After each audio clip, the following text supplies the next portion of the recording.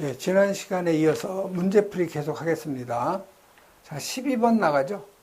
자, 무선통신 보조설비의 요 누설 동축 케이블에 관한 가로 안에 알맞는 답 쓰는 거죠.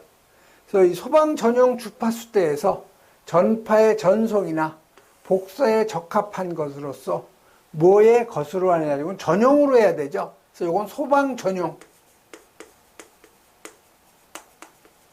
전용의 것으로 할 것. 그 다음에 해당 케이블에 피복이 소실될 경우에 케이블 본체가 떨어지지 않도록 고정하는 것은 4m 이내마다 하죠. 그래서 4m 이내마다 금속재나 아니면 자기재 등의 지지 군구로 벽, 천장, 기둥 등에 견고하게 고정시킬 것. 다만 불연 재료로 구획된 반자 안에 설치할 경우는 예외가 되는 거죠. 그래서 이건 가로넣기니까 여러분이 암기를 하시면 되고요. 그 다음에 여러분 이 해설 쪽에 나온 부분 있죠. 무선통신 보조설비에 누설동축 케이블 설치 기준. 그래서 이건 그 가로넣기로 많이 나와요. 그래서 지금 여기 소방 전용 가로넣기로 나왔죠. 그 다음에 좀 주로 잘 나오는 것이 요 4m 이내마다 요 금속재, 요 자기재 등으로 고정시키는 거죠. 그 다음에 누설동축 케이블의 공중선은 고압의 요 전로로부터 1.5m 이상 떨어진 위치에 설치한다는 거. 단 해당 전로에 요 정전기 차폐 장치를 유효하게 설치할 경우에는 예외. 누설동축 케이블 끝부분에 요 무반사 종단장 설치한다는 것도 가로넣기로 잘 나오죠. 그다음에 13번은 단독 경보용 감지기에 대한 화재 안전 기준인데 가로 안에 알맞는 답 쓰는 거죠. 각 실 이웃하는 실내의 바닥 면적이 몇 제곱미터 미만이고 벽체 상부의 전부 또는 일부가 개방되어 이웃하는 실내와 공기가 상호 유통될 경우에는 이를 하나의 실로 본다는 거죠. 자, 여러분이 그 중국집 같은 데가 잘 돼 있나요? 음식점 같은 데 가보면은 이렇게 그 칸막이가 이렇게 돼 있죠. 이게 A실하고 B실에 칸막이가 되어 있고 이후에 이 천장이 없어요. 여기 물론 여기 반자는 있어요. 반자는 있는데 여기가 공기가 서로 통할 수 있게끔 상부를 이렇게 개방해 놓은 데가 있죠. 그래서 이럴 경우에는 요게 30제곱미터, 요게 30제곱미터면 이걸 하나의 실로 봐서 여기다 그 단독 경보용 감지기 하나만 설치하면 된다는 거예요. 그래서 이웃하는 실내의 바닥 면적이 요게 30제곱미터 미만이고 상부, 벽체 그 상부가 이렇게 그 개방되어 있을 경우에는 이를 하나의 실로 본다는 거죠. 두 실로 보지 않고 하나의 실로 본다는 거죠. 그다음에 바닥 면적이 몇 제곱미터를 초과할 경우에는 몇 제곱미터마다 한 개 이상. 단독 경보용 감지기는 150제곱미터를 초과할 경우에는 150제곱미터마다 한 개 이상 설치를 해야 되죠. 단독 경보용 감지기는 전원이 없는 거죠. 즉 건전지에 의해서 동작이 되기 때문에 수시로 이 건전지를 교환해 줘야 돼요. 상용 전원을 주 전원으로 사용하는 단독 경보용 감지기의 뭐는 2차 전지죠. 2차 전지는 제품 검사를 받은 것으로 할 것. 그래서 여러분이 암기하셔야 되고요. 다음에 14번. 요거는 기계 문제니까 요건 그 잘못 편집이 된 거예요. 15번으로 가죠. 자, 15번은 자탐 설비인데 감지기에 대한 그 물음에 답하시오였죠.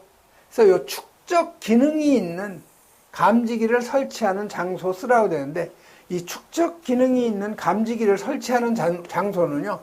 오동작이 자주 발생되는 이러한 장소에는 축적 기능이 있는 감지기를 설치하는 거죠.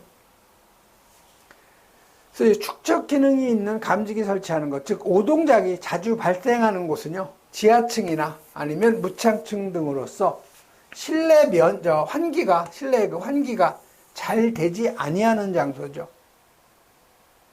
두 번째는 실내 면적이 40제곱미터 미만인 장소. 세 번째는 요 감지기 부착면하고 실내 바닥과의 거리가 2.3m 이하. 여기가 실내면은 요 감지기 부착면하고 요게 요 높이죠. 요 높이가 몇 미터? 2.3m 이하인 곳으로서 일시적으로 발생한 열, 연기 또는 먼지 등에 의해서 화재 신호를 발신할 우려가 있는 장소에서, 요것도 시험에 아주 단골로 잘 나오니까 요 세 가지 꼭 암기하시고요. 그 다음에 요 축적 기능이 없는 감지기를 설치해야 할 경우, 이거는 화재가 발생하면 빨리 초기 소화가 가능한 이런 데를 갖다가 축적 기능이 없는 감지기 설치하는 경우죠. 그래서 요 교차 회로 방식으로 사용되는 감지기, 우리 준비작동식이나 일제살수식, 그 다음에 가스계에서 이산화탄소, 할로겐화합물, 청정소화약제 소화설비, 여기에는 교차 회로 방식을 하죠. 그 다음에 급속한 연소 확대가 우려되는 장소에다가 설치하는 그 감지기, 그 다음에 요 축적 기능이 있는 수신기에 연결하여 사용되는 감지기를 설치하는 경우에서 마찬가지로 이놈도 축적 기능이 없는 감지기 설치 대상 꼭 여러분이 암기하셔야 돼요. 그 다음에 요 상세설 쪽에 나온 거 있죠? 그 감지기 오작동이 잘 일어나는 장소죠. 여기에다 적응성 있는 감지기, 정, 불화, 분다, 축광복, 머리 글자 꼭 암기하셔야 되죠.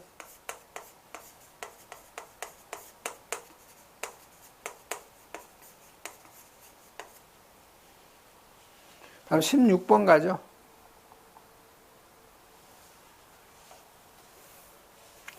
자, 16번은 비상방송 설비인데 가로 안에 알면 물음에 답하라는 거죠. 자, 확성기의 음성 입력은 실내는 1W 이상, 조용하니까 1W 이상이면 다 들리죠. 실외는 시끄럽기 때문에 잘 안 들었기 때문에 3W 이상이죠. 그래서 실내는 1W 이상, 실외는 3W 이상. 자, 수신기가 화재 신호를 수신하고 방송을 내보내기까지 걸리는 시간은 10초 이하가 되겠죠. 물음 다는 뭐예요? 경보 방식 종류. 지하 2층, 그 다음에 지상 10층, 내화구조, 업무시설. 물론 면적은 안 나왔는데, 요 발화직상,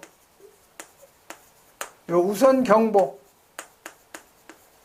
대상이 층수가 5층 이상으로서 연면적 3,000제곱미터를 초과하는 특정 소방 대상물이죠. 그래서 지금 층수는 5층이 넘는데 면적이 안 나왔어요. 자, 그럼 이걸 여러분이 뭘로 해야 되겠어요? 전층으로 해야 되겠어요? 발화직상으로 해야 되겠어요?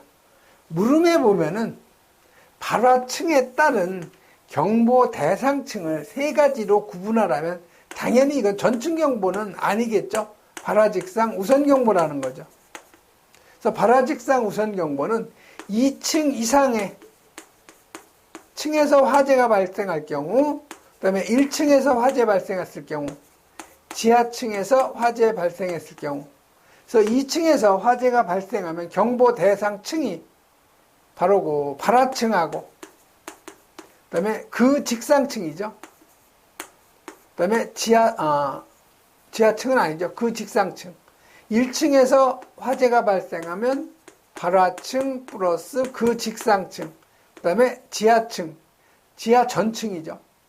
지하층에서 화재 발생되면 발화층, 그 직상층, 기타의 지하층. 이게 바로 경보 대상층인데 요걸 지금 구분해서 쓰라는 얘기예요. 다음 16번 가죠. 17번.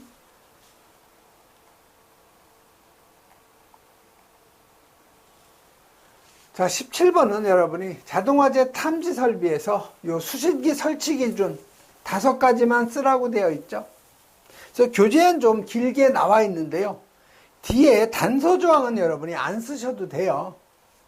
짧게 여러분이 암기를 하셔야 되죠. 그래서 이 수의실 등 상시 사람이 근무하는 장소에 설치할 것, 여기까지만 써주시면 돼요. 이 뒤에는 안 쓰셔도 정답 처리가 되기 때문에 짧게 여러분이 암기하셔야 되죠. 수의실 등 상시 사람이 근무하는 장소에 설치할 것. 두 번째는 요 수신기가 설치된 장소에는 경계구역 일람도를 비치할 것. 요 뒤에 단서는 여러분이 암기 안 하셔도 돼요. 쉽게 여러분이 암기할 수 있겠죠. 다음 세 번째는 수신기의 요 음향기구는 그 음량하고 음색이 다른 기기의 소음과 명확히 구별이 있는 것으로 할 것. 네 번째, 수신기는 감지기, 중계기 또는 요 발신기가 작동하는 경계구역을 표시할 수 있는 것. 여기까지 하면 4가지가 되겠죠. 그래서 짧은 부분이 요 6번이에요. 하나의 경계구역은 하나의 표시등. P형 수신기일 경우에는 표시등이고, 하나의 문자로 표시되는 것은 R형 수신기죠. 그래서 하나의 경계구역은 하나의 표시등 또는 하나의 그 문자로 표시되도록 할 것에서 이렇게 1번하고요, 2번하고, 그 다음에 3번, 4번, 요 6번, 이렇게 5가지를 여러분이 암기하시면 좀 편하죠. 또 이건 그 가로놓기로도 나올 수가 있으니까 여러 번 여러분이 읽어보셔야 돼요. 18번 가죠. 자, 18번은 축전지 용량 계산하는 거예요. 그래서 여러분이 그 축전지 용량 계산하는 거, 축전지 용량 우리가 C로 표기하죠. 그래서 이 축전지 용량은 보수율 분의 1에다가 용량 환산 계수 K1에다가 방전 전류 I1, 그 다음에 용량 환산 계수 K2에다가 방전 전류 I2 플러스 K의 N에 I의 N이죠. 자, 보수율은 조건에 주어져 있어요. 얼마로요? 0.8이라고 주어져 있죠. 자, K1 용량 환산 계수는, 자, 보시면 방전 전류를 처음에 10분 동안은 150A로 방전하는 거죠.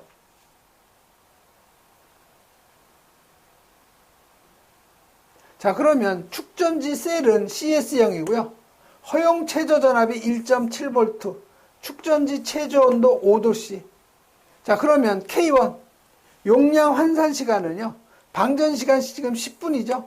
처음 허용 최저 전압이 1.7V, 형식은 CS식이죠. 최저 온도는 5도죠.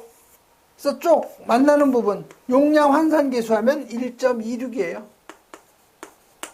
자, 이때 방전 전류는 지금 얼마예요? 처음 10분 동안은 150A죠.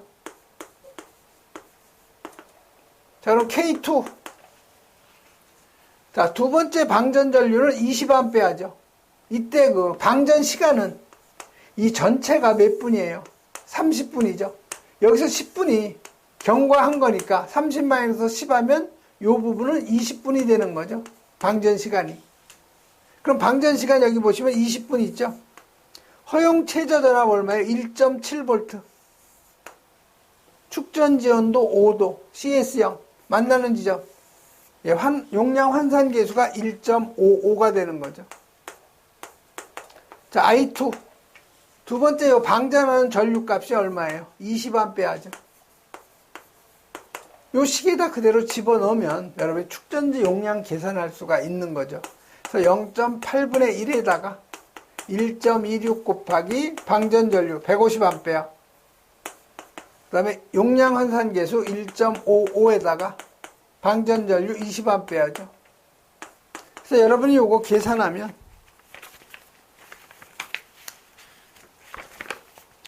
275A가 나오죠.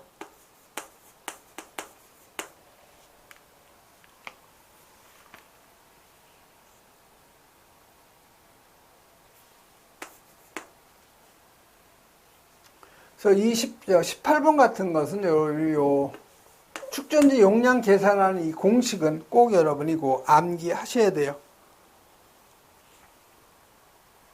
그래서 여러분이 여기서 중요한 것은 여기 방전 시간 10분일 때, 그 다음에 허용 최저 전압 1.7V, 그 다음에 형식이 CS형이고 온도는 5도일 때 요 용량 환산 시간이죠. 용량 환산 시간 1.26. 요거 표에서 찾는 방법하고요. 그 다음 두 번째는 여기 방전 시간이 전체가 30분인데 처음 10분간은 150A하고 나중 20A는 10분을 빼면 20A로 방전하는 경우는 20분간이죠.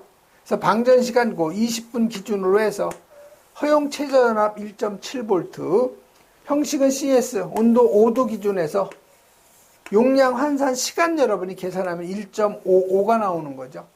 그래서 여러분이 용량 환산 시간 K1, K2만 표에서 여러분이 찾아내면 쉽게 이제 풀 수 있는 문제가 되는 거죠.